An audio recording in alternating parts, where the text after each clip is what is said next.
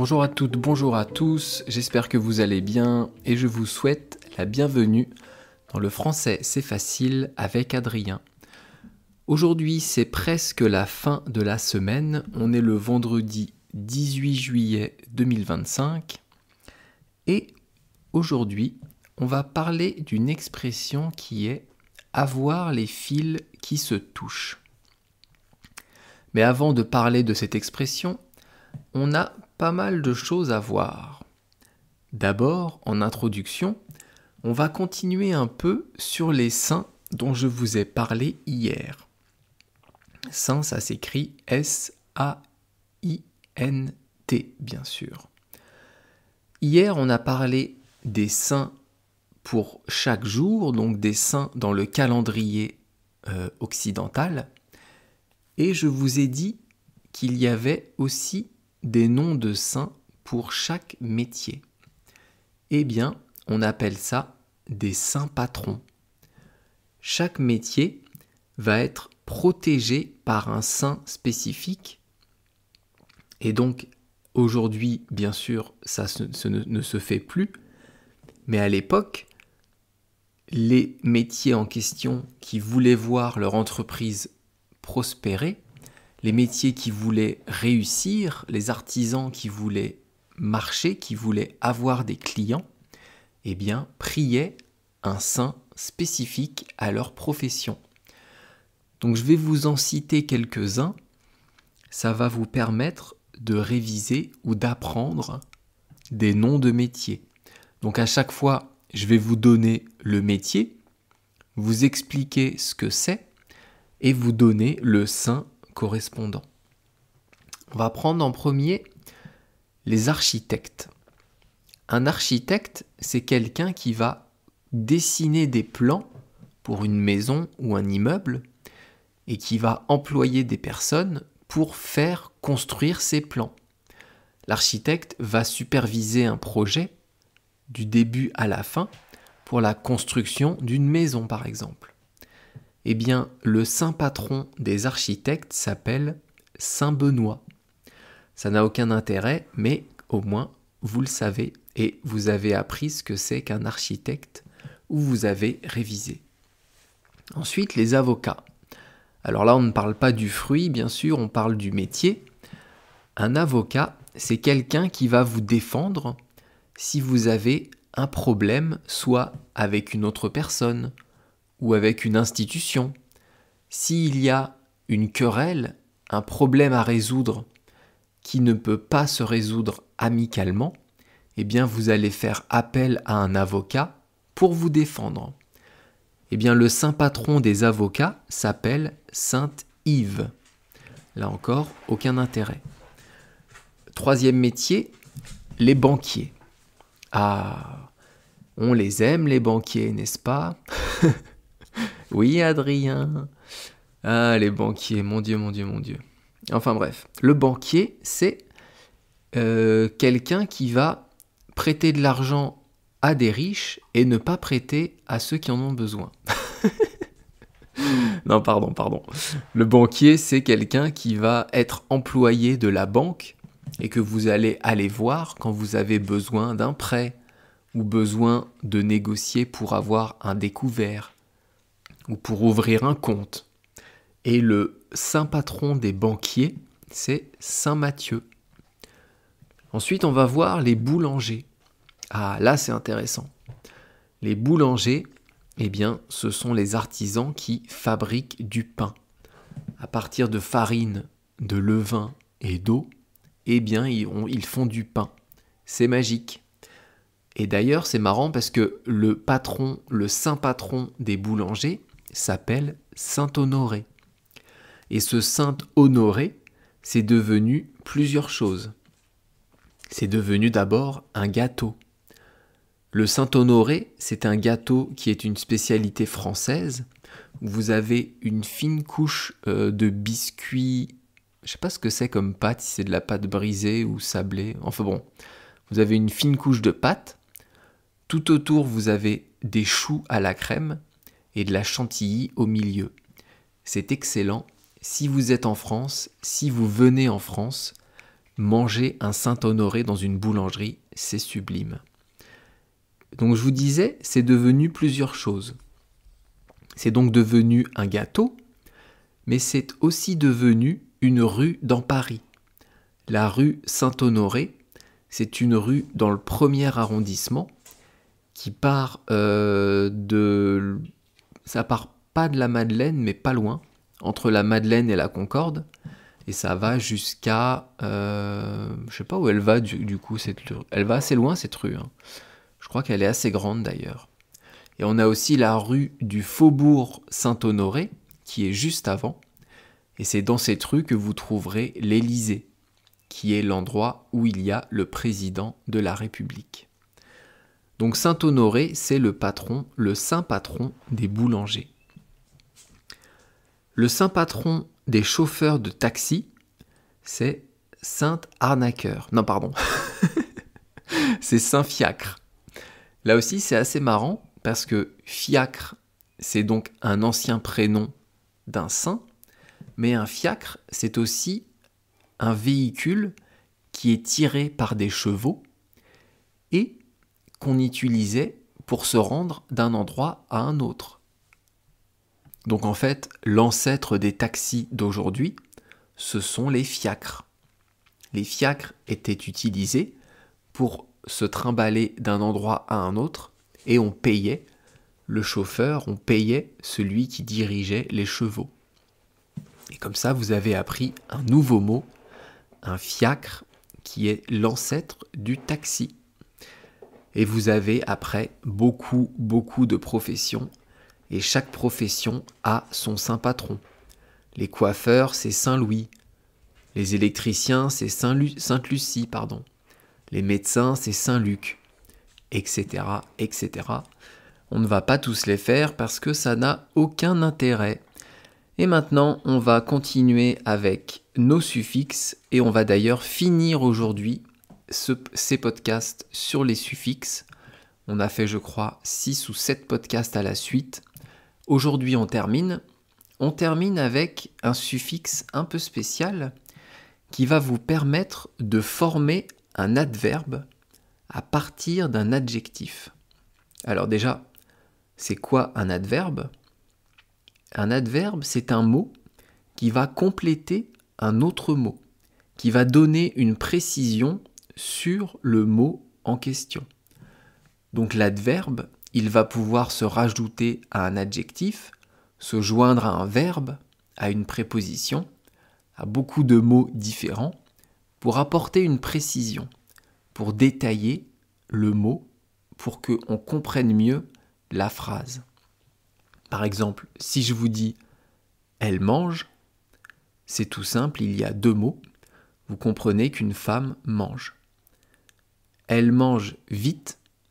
Eh bien ici, vite, c'est un adverbe. Il va donner une précision dans la phrase en nous disant que cette femme mange vite. Un deuxième exemple, il est intelligent. Si je vous dis ça, eh bien on parle d'une personne, d'un homme ou d'un garçon qui est intelligent. Et si on rajoute un adverbe, il est extrêmement intelligent. Il est extrêmement intelligent. Et bien là, vous avez l'adverbe extrêmement qui veut dire beaucoup, qui veut dire excessivement. Et donc, vous comprenez que cette personne dont on parle est très intelligente. On va donc apporter une précision sur la phrase. Comment on fait pour former ces adverbes avec le suffixe ment, M-E-N-T ? Eh bien, on va prendre un adjectif et on va rajouter ment. Mais il y a quelques précisions à cela. Il y a en fait 3 cas possibles. Le premier cas, c'est si l'adjectif se termine par une consonne. À ce moment-là, on va rajouter ment, mais à cet adjectif au féminin. Je vous explique avec des exemples. On va prendre l'adjectif doux, D-O-U-X. X, c'est une consonne. Donc on va transformer cet adjectif au féminin. Ça va donner douce. Et on va rajouter le suffixe ment. Donc l'adverbe dont on parle, c'est doucement. Quelque chose qui va doucement, c'est quelque chose qui est lent, qui n'est pas rapide, qui est calme. Donc c'est l'adverbe doucement formé à partir de l'adjectif doux. Un autre exemple d'adjectif qui se termine par une consonne, on va prendre l'adjectif fort. F-O-R-T. T, c'est une consonne, donc on va mettre cet adjectif au féminin. Ça va donner forte et on va rajouter ment. Donc l'adverbe c'est fortement. Fortement, ça veut dire beaucoup. Donc on l'a formé à partir de l'adjectif fort. Ça c'est le premier cas où l'adjectif se termine par une consonne. Si l'adjectif se termine par une voyelle, eh bien à ce moment-là, on va directement rajouter ment. M-E-N-T. Par exemple, le mot dont je vous parlais tout à l'heure, extrêmement, eh bien, il est formé à partir de l'adjectif extrême. Extrême, ça se termine par un E, et donc on va directement rajouter le suffixe ment. Extrêmement. Extrêmement, ça veut dire très, très, très. Beaucoup, beaucoup, beaucoup. Plus, plus, plus. Un autre adjectif qui se termine par une voyelle comme exemple, on va parler de l'adjectif faible. Faible, ça se termine par un E. Faible, c'est le contraire de fort. Et donc on va tout simplement rajouter ment, M-E-N-T, à cet adjectif. Donc ça va donner comme adverbe faiblement. J'espère que vous me suivez et que vous ne vous êtes pas endormi avec le son de ma voix, parce que parfois ça arrive. On m'a déjà dit que d'écouter mon podcast, ça faisait dormir. Je ne sais pas si je dois prendre ça comme un compliment ou comme un défaut. En tout cas, on m'a déjà fait plusieurs fois ce retour. Et enfin, le dernier cas, c'est si l'adjectif se termine par ENT ou ANT, comme le mot violent. Le mot violent, eh bien, à ce moment-là, comme il se termine par ENT, on va enlever la terminaison et on va la remplacer par EMENT. E-2-M-E-N-T. Donc violent, ça va donner violemment. Brillant, qui est un adjectif qui se termine par A-N-T, eh bien on va enlever A-N-T et on va rajouter A-2-M-E-N-T. Amant. Brillamment. J'espère que vous comprenez que c'est pas trop compliqué. Et donc avec ça, on a fini notre étude sur les suffixes en français. Ça a duré longtemps, mais on y est arrivé. Donc on a vu pas mal de podcasts sur les préfixes, pas mal de podcasts sur les suffixes. Je vous invite, si vous le voulez, à réécouter les sections où je parle de ça. Je divise mon podcast à chaque fois en 3 chapitres. Et donc, vous pouvez facilement réécouter soit l'introduction, soit l'astuce du jour. Depuis plusieurs jours, ce sont les suffixes, soit l'expression du jour. C'est pour ça que je fais 3 chapitres séparés, que je sépare mon podcast dans les applications en 3 parties. Et maintenant, on va passer à l'expression du jour, avoir les fils qui se touchent. Avant de voir ce que ça veut dire, je vais vous expliquer les mots de l'expression.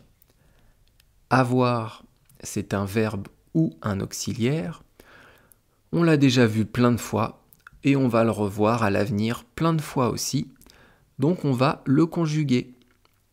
Aujourd'hui, on va le conjuguer au présent, au futur et au passé simple. Je ne sais pas si vous avez écouté mon podcast où je vous parlais de répétition, mais pour apprendre quelque chose, c'est important de le répéter. C'est important de les réécouter, de revoir cette chose plusieurs fois. Et c'est pour ça que je vous fais à chaque fois des conjugaisons. Avoir au présent, ça donne j'ai, tu as, il a, nous avons, vous avez et ils ont. Avoir au futur, ça donne j'aurai, tu auras, il aura, nous aurons, vous aurez et ils auront. Et enfin, au passé simple, avoir, ça donne j'eus, tu eus, il eut, nous eûmes, vous eûtes et ils eurent. Et ça, c'est le passé simple d'avoir. Ensuite, dans l'expression avoir les fils qui se touchent, on a les et fils. Alors les fils, c'est quoi? Ici, c'est pluriel déjà, parce qu'il y a plusieurs fils. Un fil, c'est en fait, si vous regardez l'image du podcast, je vous ai mis des fils électriques. Mais ça peut être aussi des fils de laine pour faire des pulls, des fils de coton pour faire des vêtements. Donc en fait, un fil, c'est quelque chose de très fin et très long. Fil électrique, c'est sur l'image du podcast. C'est ce qui va servir à former les réseaux électriques. On a aussi un fil qu'on va utiliser pour Internet qui va être la fibre optique. Ça, c'est encore plus petit qu'un fil. On revient à l'expression avoir les fils qui se touchent. Alors le qui, on en parlera un autre jour dans un podcast spécifique. Mais en fait, le qui, ça introduit une proposition relative. Dans une phrase en français, il y a une proposition principale et parfois une proposition relative. Mais on parlera de ça un autre jour. Et enfin, les deux derniers mots de l'expression, se touche, c'est un verbe pronominal, se toucher. Donc ce sont les fils qui se touchent entre eux. Un fil touche un autre fil. Toucher, c'est en fait mettre en contact deux choses, deux objets. Ou on peut aussi toucher avec la main. Là, je touche avec ma main mon bureau, ça veut dire que ma main est en contact avec mon bureau. Alors ça veut dire quoi, avoir les fils qui se touchent? Eh bien, avoir les fils qui se touchent, c'est comme l'expression qu'on a vue dans le podcast 170. C'est comme l'expression avoir un pet au casque. Ça veut dire la même chose, ça veut dire être fou, être déséquilibré. Alors ça peut aussi décrire quelqu'un qui va faire quelque chose de fou, qui va faire quelque chose que vous ne feriez jamais. Par exemple, sauter en parachute, ça je l'ai déjà fait. Eh bien pour ceux qui ont peur, pour ceux qui ont le vertige, ils peuvent dire « celui-là, il est fou de sauter en parachute, il a les fils qui se touchent ». Un autre exemple, quelqu'un qui va jouer tout son argent au casino, à la roulette par exemple, eh bien vous pouvez dire « lui, il a les fils qui se touchent, il est fou de jouer tout son argent à la roulette au casino ». L'origine de cette expression, c'est tout simplement l'électricité. Comme je vous l'ai mis sur l'image du podcast, quand vous avez deux fils qui se touchent et qui ne devraient pas se toucher, ça crée un court-circuit. Ça fait sauter les plombs de la maison. Ça fait sauter le circuit. Et donc on prend cette image pour le cerveau. Avoir les fils qui se touchent dans la tête, eh bien ça fait sauter le cerveau, ça fait sauter les plombs du cerveau en fait. Et donc c'est quelqu'un qui n'a pas toute sa tête, qui va faire quelque chose de fou. En anglais, ça se dit tout simplement « to blow a fuse ». J'espère que vous avez compris et surtout à quel moment vous pourrez utiliser cette expression. Demain, on verra une expression qui est « être en bisbille avec quelqu'un. Ah, ça je suis sûr que vous la connaissez pas cette expression. Être en bisbille avec quelqu'un. Et donc on verra tout ça demain. Je vous remercie de m'avoir écouté. Je vous laisse ici et donc je vous dis merci beaucoup, à bientôt. Bye bye, hasta luego, matane minasan.